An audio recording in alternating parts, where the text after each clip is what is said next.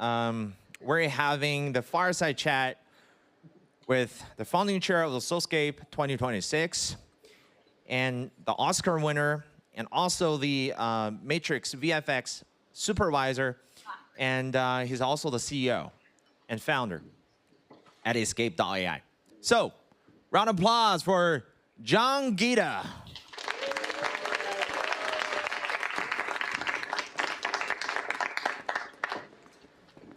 Hey, John, it's really an honor to have you with us. Please have a seat. Yeah.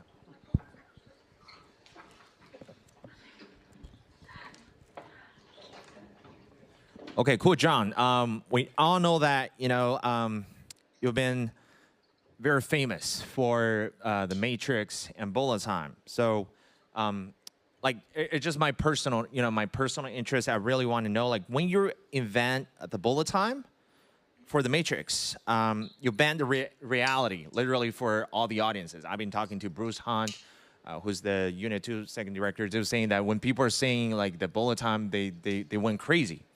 And did you foresee a world where we could build, you bend the reality for the audience, but did you foresee a world where we could build an entire autonomous world in the age of, this new technology being rising, let's say AI?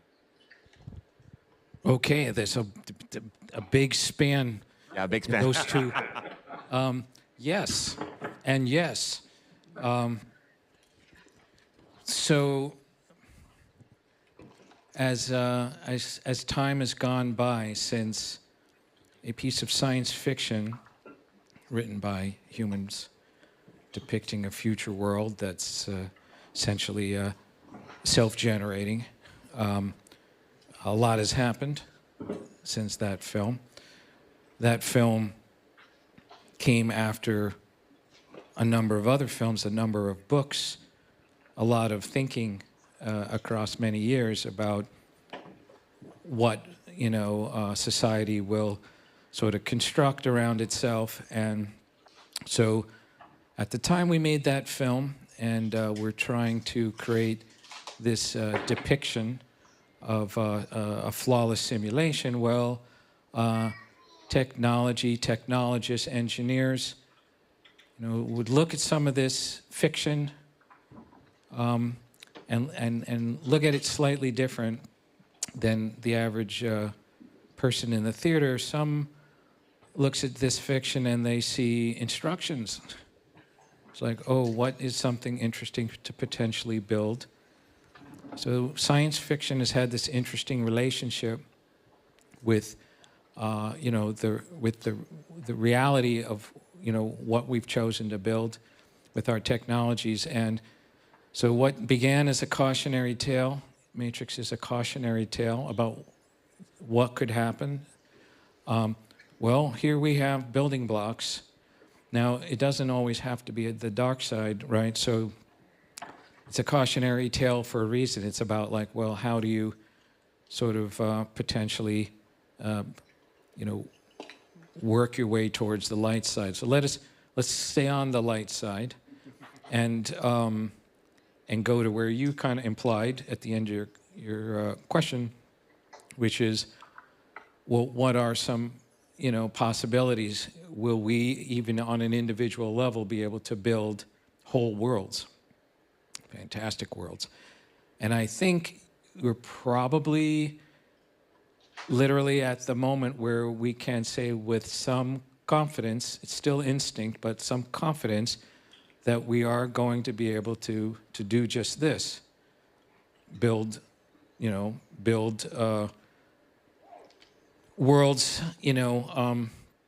by way of some poetic formula that we feed, right, to a system. Wow, that's amazing. Actually, that's a topic for all the creators that have been grinding in the last 48 hours. The whole theme is about, what world do you want to live in, and what world will you build? It's basically literally your personal matrix that you've been working on in the last 40 hour. Yeah. So we've been talking about those cautionary tales, right? And we're seeing that there's a trend, possibly, now the landscape are drowning in AI slobs. So, that can be cautionary. I don't know. But in your eyes, what is the fundamental differences between a creator just simply generating those frames or building worlds like we've been, all these artists been working hard in doing? Yes. So I'll tell you, I have to compliment you and for being so direct in creating a distinction between things of high value that are worthy, right, of our time as human beings, and things that are, you know, they are, made to come and go. They're essentially potentially going to contribute to a lot of noise. It doesn't mean that, small, short, quick expressions are necessarily unvaluable. There can be some extremely high valuable things, I think, if they're meaningful expressions from people. But, it's the world we're living in and that we're continuing to move deeper into is this, this kind of like social, this social space that is really based on attention, momentary attention. It's super ethereal.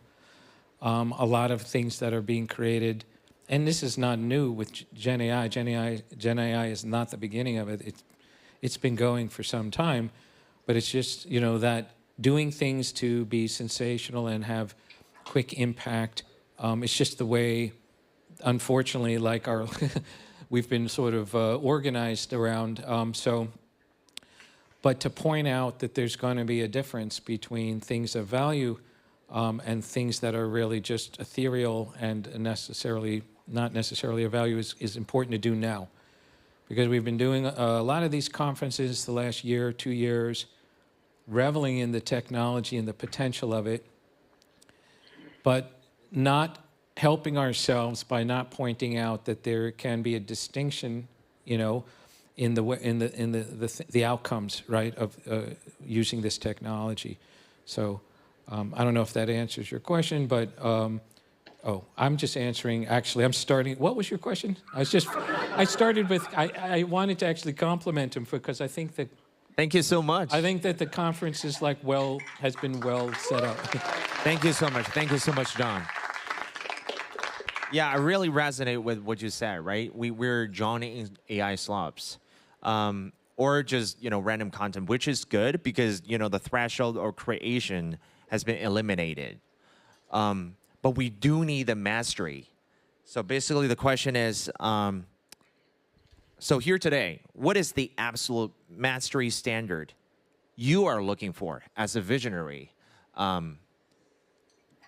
who's been through all of these technology shift and who's been on the pioneer, who's been the pioneer of all these Okay. Oh, so your labels. Experimental storytelling. Yeah. Thank you for your labels. Yeah, I think that it's, honestly, I think that there are things that we're carrying forward that have been with us for literally hundreds, if not thousands of years. I think that to resonate with people, telling stories, using your voice to sort of bring something into someone else's life that they may have not known about or people they haven't cared about, but all of the things that since we've literally been children, have come to value, like great stories that have moved us, that have in fact contributed to our own kind of world model, our world model, right? Those are the same, right? Like we're bringing them forward into this new paradigm of filmmaking, storytelling, media making, thoughtfulness, right, in what you're making, telling stories that are personal, right, and are important to you, or perhaps important to people you're hoping to communicate to. Nothing has changed, right? So what I'm looking for is the same thing that I was looking for 5 years, 10 years ago when I was younger, right? Like same thing. So the formats are changing a little bit. So I guess we could say, in the new paradigm, okay, well, maybe I need to tell a story about a world or characters that's going to happen across chunks, of X amount of time, but like as long as I can compel my audience. So maybe it's like 5 or 10-minute chunks or 20-minute chunks into infinity if I could go that long. So I think that just the formatting. Like a never-ending story. It's possible that you, these days, because of, especially if you also potentially give away the world, So if we like catalyze a story world in some way, we created a series or we created an interactive world or some combination, and we basically give that to others that are, and then they can branch and go, and then it could really be branching in so many directions. I've been thinking about it and working on ideas related to that for a long time, but not until recently has it actually seemed plausible, right? So, if a universe, can be revealed through, the stories from, and characters and through the perspective of individual characters, but as the world gets defined in that way, well, then you can start to imagine, like, well, I'd like to be in that world, right? Like, so it's not been really done well, but it's always been this promise that, like, interactive worlds and cinematic worlds and storytelling worlds, there's, fans would like to experience both in different ways and at different times. And it's been sort of this promise, that maybe game engines started to make us think as game engines became. Right. We all know that you work with Unreal Engine as well. Yes, I had a lot of colleagues that, like, went from the days of visual effects and Matrix time and became kind of restless that films, seemed to be like the end of the universe, right? Like the movie would end and like we'd be all on pause. And it was frustrating. And so a lot of them were like, well, I think I might want to go into like The true metaverse. well, yeah, there's game worlds, and then maybe, variations of that you could call a form of metaverse. But basically being in a world that, has a compelling story logic that you're compelled by. But it's always been like vastly complicated to think about how to align these things. So for a while I was like, okay, I'll use Unreal Engine to make a photorealistic piece of cinema that actually I can turn all the edits off, and now I'm walking inside of it, and now I can follow the beautiful sculpture of the story, but maybe I just go off path, and now I'm inside this world, and now I can potentially interact with characters. Maybe I can do things, have a life inside this, and this has been an idea for a good number of years now, and so it kind of began with advanced game engines starting to think, oh, I can use that as a foundation, right, to be able to have a form of multimodal experience. And I think that is still where we're all heading, in a way, right? So the update to that could be, okay, we'll use it in today's terms, right? So if I can seed a character, an image, a place, seed a situation, right, that can be stitched together into a short film, well, guess what? I think that I can use this common seed to basically spawn interactive spaces, places, and experiences as well. So you could start to see potential coming, right, where choose your format, right, based on, and frictionlessly move between these different mediums.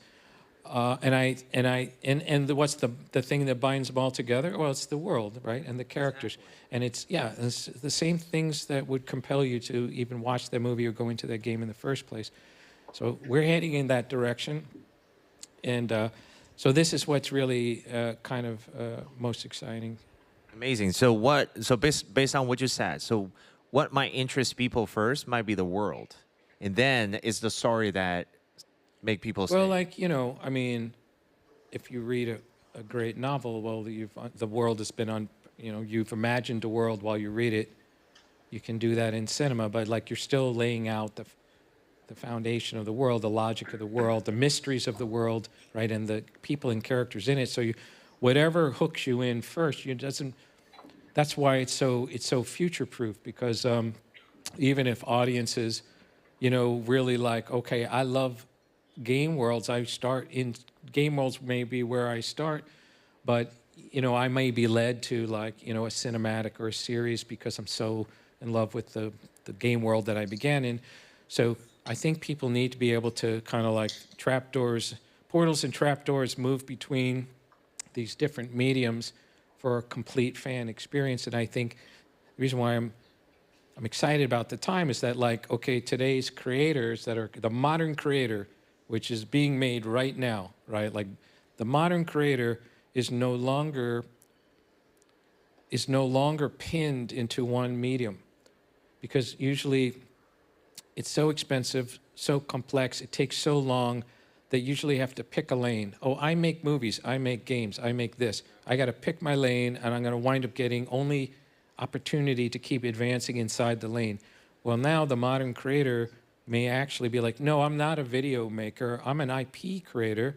I'm going to make a story world, and if I choose to spoke that into different formats, well, the opportunity to do that is fast approaching.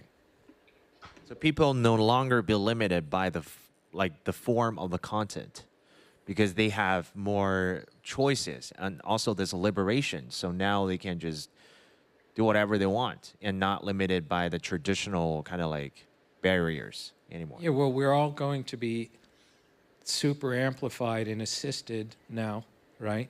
So like, there'll be, we'll see how compelling this stuff is, but basically this idea that you are restricted by is one. Escape AI is working on something about that? So that's a whole. So to go along with this potential, the old paradigm is like, again, like, okay, you've been now stuck, constrained to a lane because it's so complex to even succeed in the lane. Let's say you make TV series, like, okay, I'm only stuck making, even though I wrote that script, I created that world, right, and all that, but like all I could do is get maybe this TV series up and running. It's going to take, in the old paradigm, years to try to get to the other formats, and if I don't lose control of my IP, right, which I will. The moment I get into the executive boardroom pitching Netflix, it's like, goodbye to your IP ownership. So, but none of the distribution platforms are the big ones are not agile yet. Like Netflix is just barely experimenting with interactive now. But they know this, they understand, they're starting to understand this new world of multi-format, and they want to have interactive between these series, right? Like people get to the end of Game of Thrones and then they basically, have to go cold turkey for 2 years waiting for it to happen again. So there's nothing to connect and bridge them and get them deeper into the universe. Anyway, the new world, the new agile entertainment services platform needs to be able to allow IP creators to have multiple formats all in one place, and make it frictionless and easy for people to find all the expressions that the creator wishes to create. So question, because you've been talking about they can, they don't need to pick whatever they do, but what kind of format do you think might be most popular? Because we all know, like from, like starting from possibly like CGI, because they offer new experiences beyond, those props in the live actions. So that bring new experiences. So their growth of market for CGI. And then we can see there's UGI, or, like UGC, yeah, UGC, which is user-generated content, because everyone, then have a chance to speak their voice and grab attention so people get to it. So it's a growing market. And then we have Metaverse, right? Metaverse is probably happening at the same time as UGC, because we can have this interactive and immersive experiences. And now we have AI, and you mentioned a lot of great tracks, which is amazing. But which one do you think might be the most popular one, and that can phenomenally increase the market, like creating a growing market? I think it's more like the question is, so I think all those formats are important in different ways. Metaverse, like, that term has gotten really messed up, but like, if you were to say Roblox and Fortnite's a metaverse, then okay, then there's a proven sort of globally popular version of such a thing.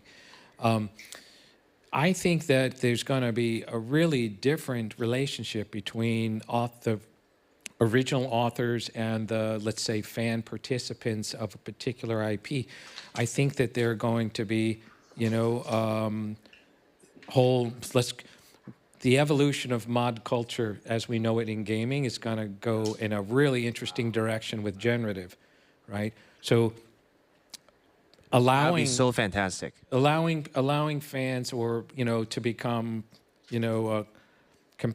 collaborators in a way, right? I think that's the world we're heading in, is to no longer just push, you know what I mean? People want to engage. If they like the world, then how many ways can you let them engage, right? So there's probably a multitude of ways they might engage. You can let them remix. You can let them make new stories, new kinds of expressions in other formats. So I think this idea of UGC has been like, I don't know, it's been kind of designed almost by like marketing campaigns, but it's not really the same as what I think it's going to become, which is literally a relationship, a network of people that are sort of participating in building out a world. Exactly, like co-create. I really love that concept. You're talking about the mod community, which like the mod for games. Games is type of entertainment, so people want to make the games that fit their own preferences, so they asked up to it. But it wasn't possible. It wasn't possible for at least for film. It's never possible. But we still see some like fan-made content. So yeah, that's very interesting. Well, look at how the Gen AI video, making scene, the first instinct, maybe it seemed easy. It was. I don't think it was easy. But the pioneers of a couple years back, they were testing the edges of these tools. The first thing they did was, okay, can I kind of simulate some science fiction, like a Marvel movie? Can I simulate that? Can I make a teaser, that was sort of like an approximation of, and so immediately you sort of have that instinct in people, creators, to like try to make things this is what I like. I like these, I like these genres, right? I like these kinds of stories. The first thing to try to do is simulate them in these examples.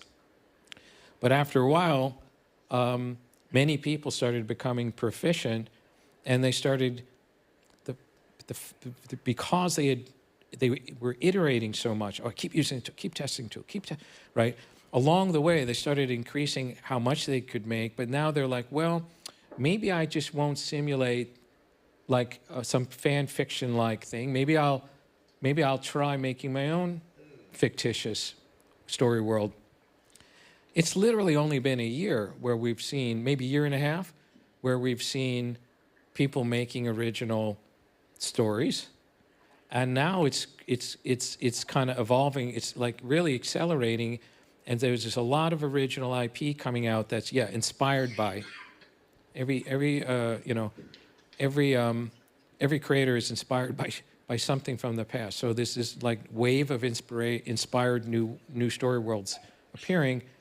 And so I think that there's something to this kind of instinct to mod, you know what I mean? Like it's the same instinct to mod that kind of kicked off this Gen Vid explosion that I think is going to keep manifesting in different ways. Amazing. Yeah, so it's fantastic to have people actually have different options. But how are you envision and also we possibly also want to know a little bit about how Escape's been supporting those experimental artists and experimental storytelling. Like how have you personally been helping those artists? Yeah, so with Escape, if you've been there, so we had a couple of premises in the beginning. We knew that, and Escape wasn't built. It wasn't built necessarily for Gen AI filmmaking. It was built to capture sort of a classic creator that was pioneering and using different kinds of emergent tech. Yes, it could be game engines, it could be experimental forms of capture, but Gen AI came on the scene around the time we were starting to do that. We were like more holistic. But the idea was to take the works of these kind of edge pusher, pioneer types, and then essentially try to normalize it by making it appear like something very familiar. Like, so Escape was, the first goal was to say, okay, well, let's pull some attributes of other platforms that we like, right? Okay, we like some things that HBO or Netflix does in terms of the prestige kind of presentation. We like things that are, YouTube and other social media kind of platforms, the sort of like iterative, rapid, posting. We like some things that like platforms like Fortnite did, right? Like the way that they would have kind of virtual events and things like this. We like some things that some creator economy companies like Patreon and such, right? We like some things that they were doing, right? Like, okay, well, we're starting anew, right? So we're not stuck, right, with this giant, platform that we can't self-disrupt. So we just kind of pulled together a bunch of attributes that we thought might be good together in the same, same circle. And Yeah, I can really see that from the name, like escape. well, it's yeah, I love the word. I mean, escape, escapism, right? It kind of We're a Soulscape. yeah. Well, scape is good. Universe good. So yeah, so that was kind of the impetus. But to feed that, so we feed this kind of thing that looks like familiar. So you're not intimidated. So we literally have spent the last year really in build mode. Like in my view, Escape hasn't even launched yet, right? But what we did is we were able to build a superb, in the exact same way that this is happening, a superb creator community by at least beginning with, okay, we'll use our instincts to identify people we think are real pioneers. They're taking risks. They're really trying to push the edge. Found as many of those folks, convinced them to start using Escape as a place to put their works, right? So, and we're like, no, you can put it on YouTube, you can put it anywhere you want, but like put a permanent collection onto Escape. But over time, what we did, we would ask those people, okay, well, who are you watching? Who would you nominate to be? Who do you think is a peer, an equal, right? So essentially, the people on Escape kind of built itself. It's kind of a peer network, right?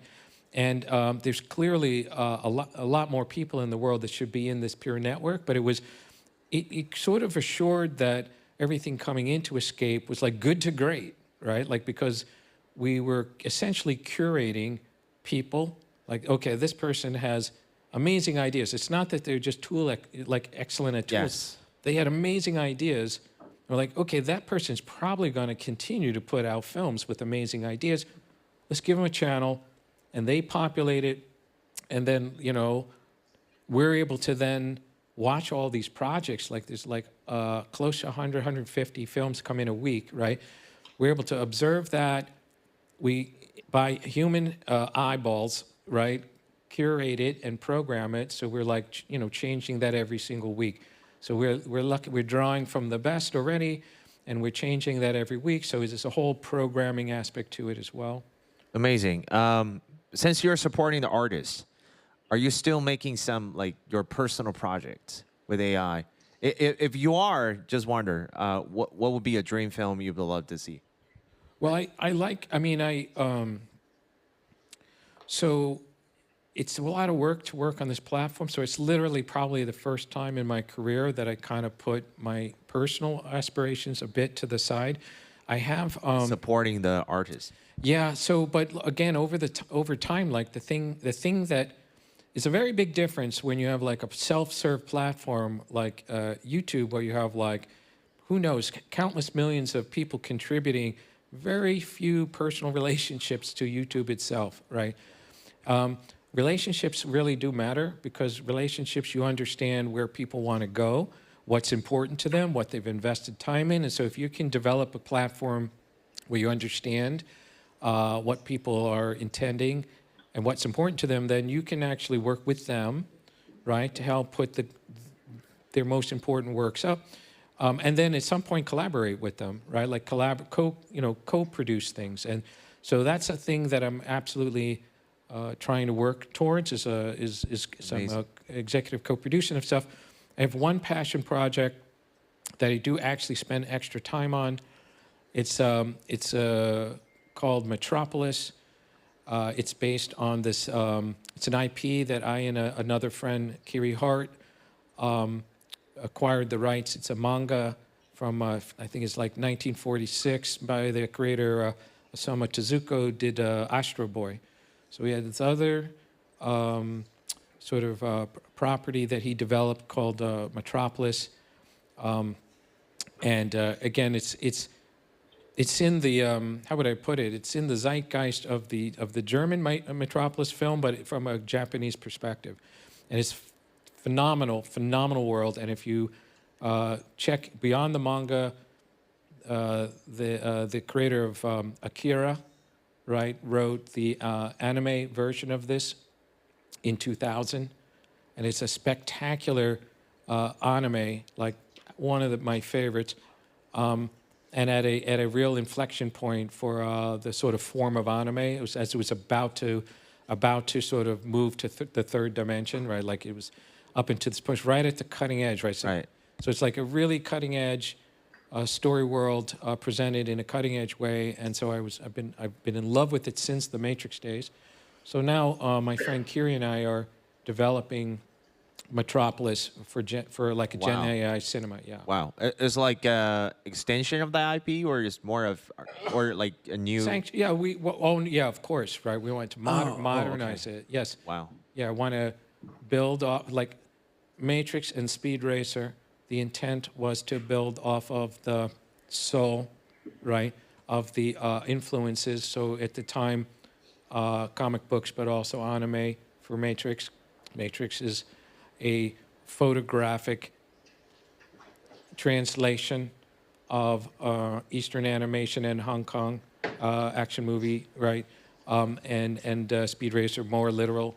So I'm interested in this form, you know, maybe not evolution, could be mutation, but like I'm interested in like future forms of anime. Amazing. Yeah, you've been always on the, the edge of the experimentation and helping artists. So there's one last question left. We only got a couple minutes left. So where all of our creators been spending 48 hours on upstairs in Cinema Lab in crafting their masterpieces. And you will be the person who is deciding the grand prize. So what are some gold standards that are looking for that can fit or theme this, what world you want to live in and what world you want to build? And also to celebrate Soul or Sa, what would you be your gold standards? Well, for that judging, I was going to roll a dice 5 times. That's a good one. So luck. So I could just say that right now, every one of these 5 films should be the winner, hands down. Exactly. Okay, so yeah, so I mean, you have a. I understand you have a criteria. One word is soul. You have another one, resonance. What's your third? Execution. What was your third? The third thing. Like quality, overall Yeah. quality, sound, So- like traditional like filmmaking. So you have so we have an ability to. Story, of course, that's Yes. probably one of the most important things. Sure. Execution can include story. Should include story. Yeah, so like one's what appears to be inherent in the author's sort of choice, I guess, of concept. Where it's the place it seems to come from. Can I sense that? That's one thing. Resonance is like, okay, that times, some, it's only going to be personal at that point, right? Like something that I kind of feel from inside my taste and interest and emotional reaction. And then the third, we'll see. I mean, like, execution. There's just a spectrum of things you could put into that. So I can't say for sure. Amazing. Really cannot wait which one you pick. Well, that's why I brought the dice. Okay. Yeah, that's good. So just know that it'll be just like that. Amazing. Wow. It's truly fantastic to have this fire chat with you, John. And yeah, I really cannot wait to see what can come out, all of, Escape and all the experimentation you've been doing, and what are some artists in Escape can finally come out that can actually break. Yeah, I mean, I'll leave by linear saying world. that, like, the hope is that we kind of come out of build mode really soon, and that Escape will open itself up into some different. I'll be the first to try it out. There will be some different forms. Can I be of on the Escape. beta? Oh yeah, of course. Thank you. Everybody. Can we have some can we have some like priority beta Anyone for here, everyone? You're invited. You're invited. Everyone's invited. Cool. Amazing. Wow, thank you so much. A round of applause for John again.